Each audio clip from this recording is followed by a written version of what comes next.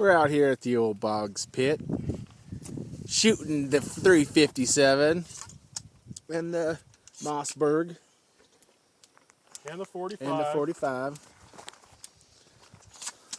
I'm going to try these 158 grain 357s on this one.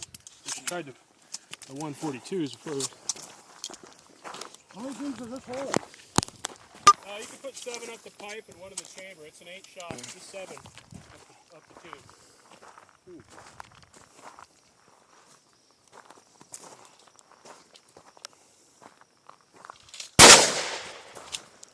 Well, I can tell the difference in that.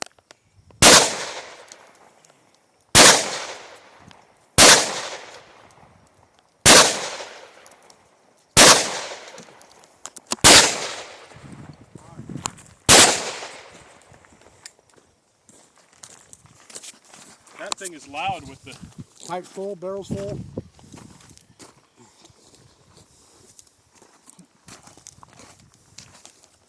You saving the brass?